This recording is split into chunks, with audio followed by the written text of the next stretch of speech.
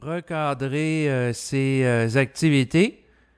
Voilà le sujet qui va être abordé parce que lorsque l'individu se conscientise, il est appelé à recadrer, à modifier ses activités en relation avec son taux vibratoire qui change. Plus une personne devient sensible, moins elle est intéressée à connaître des pertes d'énergie, à être exposée aussi à des vibrations qui vont l'alourdir, d'où le fait qu'elle devient plus sélective pour faire respecter sa sensibilité. Donc, en relation avec le recadrage des activités, j'ai eu à en faire un récemment, c'est-à-dire que j'ai décidé de bloquer les possibilités qu'avaient autrefois les gens là, de faire des commentaires là, sur ma chaîne YouTube en relation avec les vidéos que je produis. Sur plusieurs années, j'ai observé qu'il y a eu de nombreux commentaires de personnes sur YouTube, de gens qui manquent de respect, alors que simultanément, sur le même nombre d'années, j'ai observé que par courriel, les gens qui m'écrivent sont plus respectueux. Donc, les gens qui m'écrivent en particulier, en privé, sans que leur message puisse être visionné par d'autres individus, à ce moment-là, ces gens qui m'ont écrit au fil du temps sont plus respectueux. Résultat, j'ai décidé de bloquer la possibilité d'émettre des commentaires publics sur ma chaîne YouTube. Et c'est sûr que je suis toujours ouvert par rapport à des gens qui sont mis en vibration pour m'écrire. Et c'est la raison pour laquelle ils peuvent le faire via mon adresse courriel étant David Lévesque Supra @hotmail.com. Donc ça, je voulais le mentionner là, d'entrée de jeu. Donc, c'est sûr que par rapport à YouTube et les commentaires qui sont faits publiquement, il peut y avoir la possibilité au sein de certains égos d'utiliser des plateformes comme YouTube ou d'autres réseaux sociaux pour, à quelque part, chercher à mettre en boîte certains communicateurs, conférenciers, pour, dans le regard des autres personnes qui sont abonnées à sa chaîne, chercher à le discréditer pour eux se remonter. Parce que ce qu'il faut comprendre, c'est que lorsqu'un message est émis, par exemple, suite à une vidéo qui est produite sur YouTube, eh bien, il y a plusieurs personnes qui peuvent lire ça. Et c'est sûr qu'un ego peut chercher, en mettant en boîte un conférencier dans un esprit de compétition, à vouloir se remonter pour abaisser l'autre, puis être en puissance, dans l'espoir de plaire aux yeux du public, du conférencier, et ensuite, à ce moment-là, d'avoir une certaine popularité. Donc, il peut y avoir un jeu de pouvoir ici qui se produit, où des gens sous influence astrale vont chercher à discréditer la parole de certaines personnes pour se remonter, puis à essayer de chercher leur part de marché, c'est-à-dire en mettant en échec certains individus, essayer de rayonner auprès d'un public pour que ces gens-là puissent être admirés de par d'autres personnes sur YouTube. Et c'est sûr qu'à travers l'ego qui cherche à mettre en échec un autre sciemment, c'est la volonté d'être plus grand qu'une autre personne. Donc, c'est sûr qu'un peu comme un chasseur, quelqu'un qui va être capable de s'en prendre un gros gibier pour lui enlever de la notoriété puis monter, se donner un sentiment de monter en puissance, parce que c'est pas de la montée en puissance réelle, là, au niveau de l'esprit. Il y a comme une fierté derrière ça. Donc, quelqu'un qui met en boîte une personne qui, depuis un certain temps, fait des vidéos où il est question de conscience, ben, la personne peut aller chercher à travers ça un sentiment d'être en puissance. Mais si on s'attarde à faire une lecture vibratoire de qu'est-ce qui se passe, donc quelqu'un qui cherche à se remonter en abaissant un autre, il y a un esprit de domination derrière ça. Parce que si la personne est vraiment consciente, elle ne cherche rien à prouver, Autrement dit, elle ne cherchera pas nécessairement à s'attaquer à une autre personne. Et tant que la personne a de l'orgueil et colorée astralement, il y a un esprit de domination qui s'y rapporte. Tandis que lorsque la personne est libre de l'astral, son ego est transparent, elle peut discuter avec une personne, mais elle ne cherchera jamais à faire de l'attaque personnelle. Et c'est sûr que présentement, l'une des raisons qui m'a amené, entre autres, à bloquer les commentaires sur YouTube, c'est que des gens à différents niveaux vibratoires, donc il y a des gens qui sont dans une démarche de conscientisation depuis longtemps, ils ont cheminé depuis plusieurs années en conscience, il y en a d'autres qui commencent, il y en a qui sont jeunes, il y en a qui sont âgés par rapport au processus.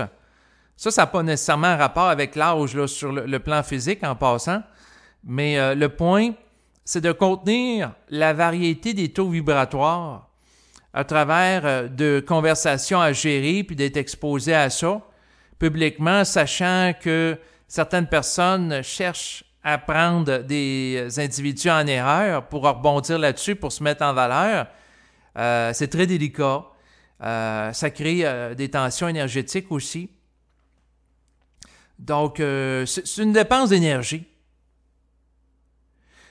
par rapport à ce type de gestion-là.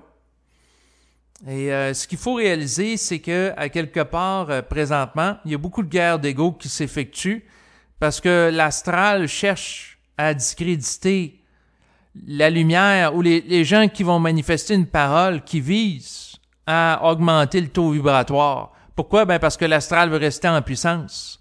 Et l'astral peut chercher à influencer des individus en vue qu'ils en discréditent d'autres pour empêcher l'émergence sur Terre d'une conscience nouvelle. Autrement dit, de faire obstacle, de faire interférence à ça. Puis c'est sûr que l'individu qui passe son temps à gérer des messages en relation avec des entités astrales, au lieu de manifester une vibration pour amener du nouveau matériel, ben à ce moment-là, c'est retardataire pour elle faire ce type d'activité-là parce que ça la retarde dans la réalisation de production, d'enregistrements ou de livres ou d'écrits ou de textes qui vont rehausser le taux vibratoire de ce qui peut être généré à la surface du globe. Autrement dit, pendant qu'un individu gère des commentaires, il ne génère pas de la beauté. Il ne descend pas une vibration nouvelle à travers sa parole, surtout s'il est en situation de gestion où il observe des égos qui se disputent entre eux. Parce que par rapport à une vidéo sur YouTube, non seulement il y a des égos qui vont s'en prendre aux conférenciers qui, par exemple, vont traiter d'un sujet dans le cadre d'un enregistrement, mais il y a des égos qui vont s'en prendre entre eux, qui vont chicaner entre eux dans les commentaires. Donc, il y a beaucoup d'enfantillage qui est fait présentement sur YouTube.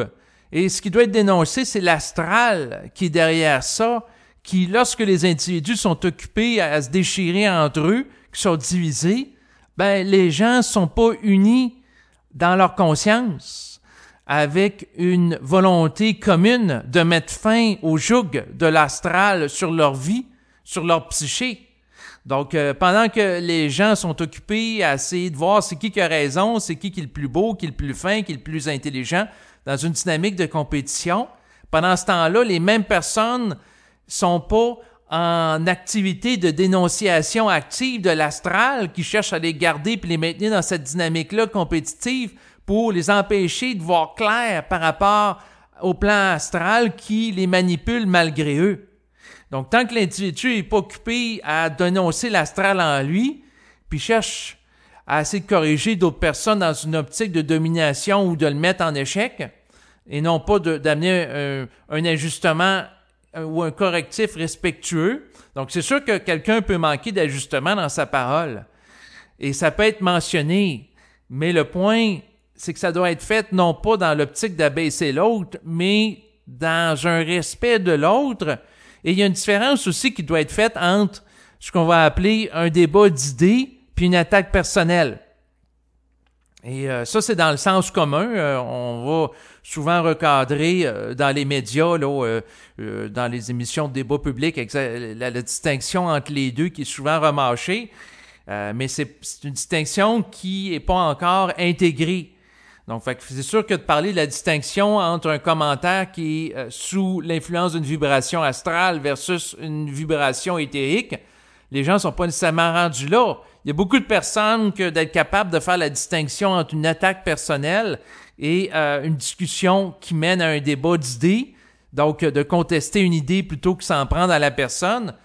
Ils la font pas la distinction, ils veulent pas la faire. Parce que une attaque personnelle, c'est quelqu'un qui s'attaque à une autre personne pour l'insulter, l'injurier, le calomnier, de faire de la diffamation. Tandis que quelqu'un qui s'en prend à une idée pour faire ce qu'on appelle un débat d'idées, c'est quelqu'un qui va contester l'idée, mais pas le messager qui émet l'idée. Autrement dit, le désaccord va être par rapport à une idée, une information, un principe qui est amené, mais pas s'en prendre à l'individu en tant que tel. Et la distinction entre les deux, beaucoup de personnes ne l'ont pas intégrée malheureusement, mais le point, c'est que même le débat d'idées auquel je faisais allusion, c'est quelque chose éventuellement qui va te dépasser, parce que débattre de la forme, c'est dans une optique de comparaison des formes, tandis que la personne qui procède d'une émission vibratoire va générer instantanément les formes qui sont ajustées en fonction de la vibration. Donc, lorsqu'on procède de la priorité de la primauté de la vibration avant la forme, ça met fin au débat d'idées. Parce que débattre des idées, c'est une idée par rapport à l'autre. Au niveau de la forme, si on amène ça dans une dynamique vibratoire, c'est qu'il peut y avoir une contestation d'une idée par rapport à une autre idée dont la vibration est plus élevée. Et puis éventuellement, il n'y a plus de débat d'idées parce que le mental des gens qui communiquent sur le plan vibratoire est libre de l'influence de l'idée ou de la forme. C'est dans un état de vide mental que les gens se trouvent et il y a de l'émission de formes qui peuvent être des supports temporaires à une vibration, mais la priorité, c'est pas de débattre d'une vibration, mais c'est d'émettre une vibration qui est porteuse de beauté, de vitalité et d'intelligence, et aussi d'amour, de l'être humain pour l'être humain, de respect fondamental. C'est là le point qu'à quelque part, l'individu qui se conscientise et qui est appelé à recadrer ses activités est appelé à en venir parce que c'est une nécessité évolutive d'arrêter, par exemple, de gaspiller ses énergies à travers des discussions qui sont stériles ou des débats d'idées. Et c'est sûr que, dans le fond, présentement, ma volonté, c'est, bien entendu, d'être capable de continuer avec les gens. Donc, faut pas interpréter le fait que je bloque les commentaires sur YouTube dans une optique d'une fermeture au public. Non, c'est plutôt de recadrer ma relation avec le public par rapport à des gens qui sont vraiment intéressés à discuter avec moi. Fait que c'est sûr que si la personne m'écrit en privé par courriel, c'est parce qu'elle cherche pas à flasher, en bon québécois, à rayonner sur le web à travers un commentaire, non pas qui s'adresse à moi, mais au public qui vont voir la vidéo pour l'influencer. Non, si quelqu'un m'écrit en privé, c'est parce qu'il s'adresse vraiment à moi. Il ne cherche pas à m'utiliser pour bien paraître devant les gens sur le web, ce qui est très différent. Donc, il n'y a pas une volonté de manipulation à ce niveau-là. Puis l'autre élément, je veux recadrer mes activités aussi par rapport à consacrer mes énergies, entre autres, à des rencontres privées. D'ailleurs, il y en a une qui est prévue pour l'automne de l'année 2020 avec Marc Delassalle, où les gens qui vont se présenter sur place, c'est sûr qu'il y a un montant à défrayer. On parle de 50$ pour une journée, un après-midi, une soirée, soit près de 4 heures, un peu plus de 4 heures d'activité. Pour moi, ça me semble, j'ai la vibration que c'est raisonnable, que ça a du sens. Et c'est sûr que dans un contexte comme ça, ça s'adresse aux gens qui sont vraiment intéressés. Et ça va faire des discussions plus intéressantes que des gens qui sont tout simplement curieux, qui envoient un commentaire comme ça sur YouTube, sans avoir nécessairement pris la peine d'écouter l'ensemble de l'enregistrement ou d'en avoir écouté certains. Parce que c'est sûr que si quelqu'un, par exemple, débourse 50$ pour, par exemple, participer à une activité de conférence, c'est sûr que souvent, dans des cas comme ça, les gens risquent d'avoir écouté plusieurs enregistrements au préalable. Donc, ça ne sera pas de l'ordre de la curiosité passagère de cliquer sur une vidéo comme ça peut l'être sur YouTube. Donc, voilà la distinction entre les deux. Et ma volonté, c'est de consacrer mon temps et mes énergies aux gens qui sont vraiment concernés par les enregistrements que je peux produire, les textes que j'écris et mes activités. Donc, d'où l'importance pour moi de recadrer mes activités présentement. En terminant, je voulais mentionner qu'en bas de l'enregistrement présent, vous allez retrouver un texte qui donne des explications détaillées par rapport à l'activité de journée conférence où Marc Delassalle et moi, là, nous allons être présents. Donc, ça va se dérouler à Québec, prévu pour l'automne 2020. Donc, c'est sûr que si ça vous intéresse, vous pouvez dès maintenant communiquer avec moi par courriel. Étant donné que le nombre de participants, là, naturellement, là, est limité pour l'activité.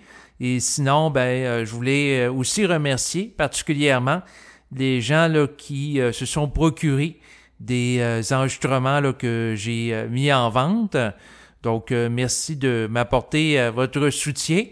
Et bien sûr, je salue tout le monde là, qui a écouté l'enregistrement d'aujourd'hui. Au revoir.